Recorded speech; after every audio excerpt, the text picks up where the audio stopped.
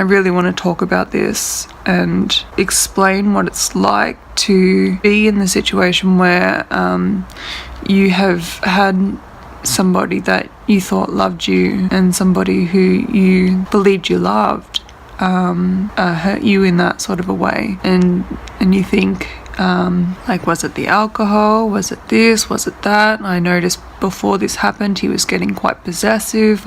He saw me in a club one night and he came up to me and he just grabbed me on my chest with both of his hands, and it was almost like he was claiming me, and that should have been a red flag for me. But I was pissed off about it when it happened, and I didn't really understand what it was to possess somebody or like to be possessive over somebody. I grew up in a pretty sheltered home, and even though like we had the internet and all of that, we didn't have Wi-Fi in the house, and we didn't have mobile phones the way that most kids have them now. Like it just wasn't as accepted in our house. So what I was watching was sort of being monitored, and this sort of stuff isn't really spoken about. You know, very, very rarely will somebody come out and say, oh, this happened to me, and I didn't know much about it. I don't know, I was just very naive and young, and I didn't really know anything about the world, and he was my first live-in boyfriend. I had had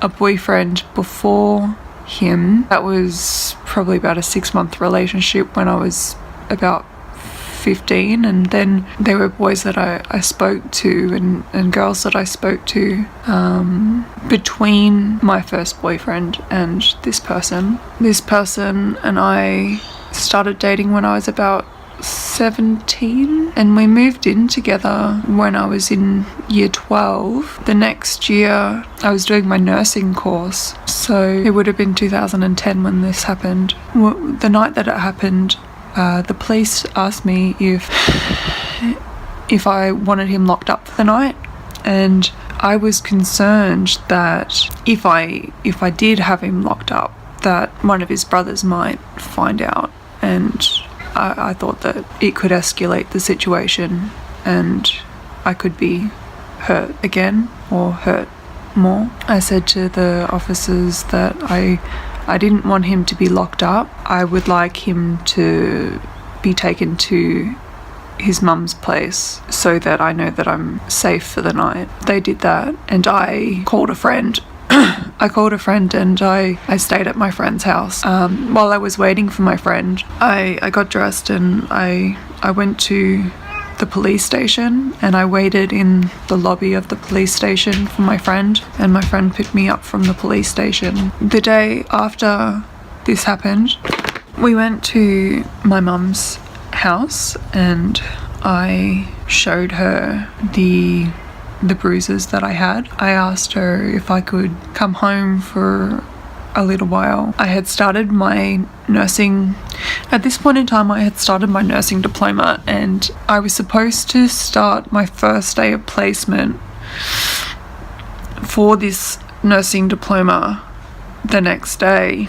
I didn't have a car. I lived in the centre of town. As I said in my trauma video, we were 5 minutes walk, not even 5 minutes walk from the police station, like dead centre of town. And I had arranged for a friend of mine to pick me up from home and take me into placement every day with her, as she was going to be passing by me on her way. I didn't know what to do, but for some reason I thought that I had to stay in the area of where I was doing my course, which is not true. I eventually ended up moving from Ballarat to Bendigo, and I had to restart my course. I had some credit from some of the units that I was doing, but I think that it would have been a lot better for me to just cut everything that linked me to the area of this person out of my life and just move somewhere different, because I ran into him. I talk about that in my second video. I also had a lot of anxiety about bumping into him, and now when I visit that place, that town, I don't like the way it makes me feel. I have a lot of bad memories from that town, and part of me never wants to see him again. Part of me wishes that I could just get a lobotomy and scoop all of those bad memories out of my brain. But there is a part of me that knows that I wouldn't be the person that I am today if that didn't happen to me. This friend that helped me out that night, that got me away from that house that night, talked to some of their friends and organised a place for me to stay close to my placement. So the friend that was going to take me to placement each day, she was able to pick me up from that house instead, which was actually closer to the placement. After that night occurred, I had been medicating myself with different things such as alcohol, and after that night occurred, it just got so much worse. I remember a couple of times I went to a club when I had placement the next morning, 7 o'clock start, so my friend would come and pick me up at about 6:30, and I remember coming home at about 3 or 4 o'clock in the morning and getting about 2 hours sleep. I don't know, I can't imagine what my friend thought of me. I can't imagine what she thought of me. I was a fucking mess. I was a mess. Yeah, it was...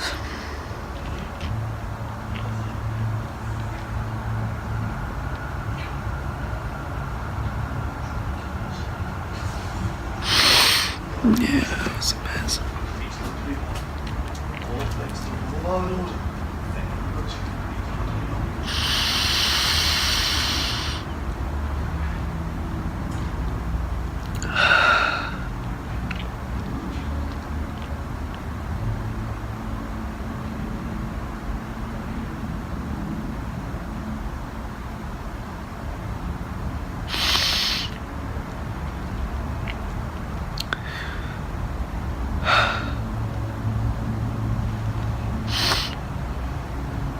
It's so hard to separate yourself from what happened to you, and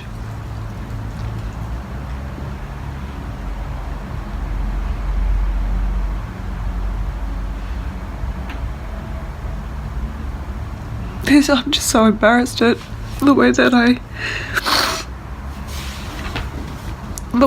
acted.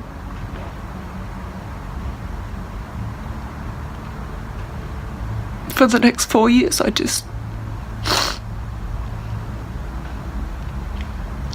just completely write myself off and push those thoughts away and push the pain away, and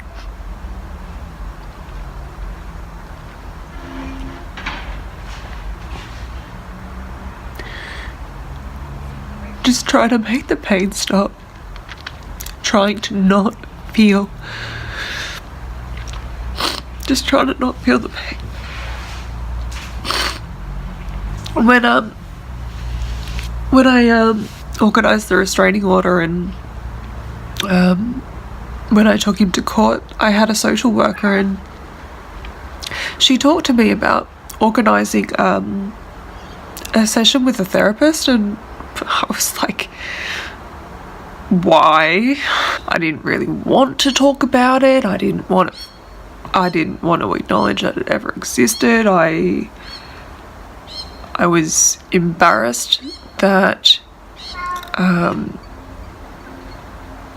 somebody that I thought loved me would treat me like that. I thought that was all I was worth, and that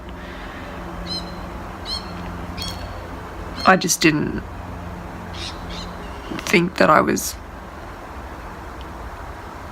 capable of being treated any better. I thought maybe that's what I deserved. And the last therapist that I spoke to told me that it's not my fault.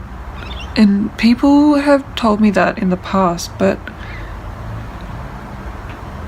I said to her, if I had not told him to get out of my room, that maybe he wouldn't have snapped and gone off. And she said that I should look at the situation I'm in now. I have a very supportive boyfriend who never pressures me. He's not possessive over me. He doesn't write himself off. She said to me, if the exact same thing had happened with your current partner, do you believe that your current partner would react in the same way that the person that hurt you reacted? And I thought about it, and even though I have pretty severe anxiety, if my current partner raises his voice, I am fearful. I don't believe that he would ever hurt me, but I'm aware that it's a possibility. I have absolutely no evidence to support the fact that he would ever hurt anybody. He just wouldn't.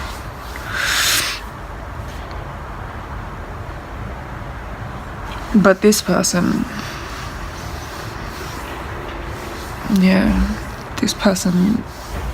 I don't know, it's so confusing, man. It's so confusing.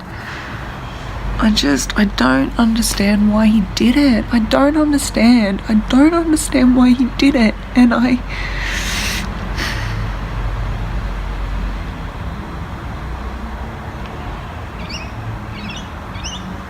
his side of it is a piece of the puzzle that I'm missing. And I feel like because I don't know his side of it, I feel like it's my fault.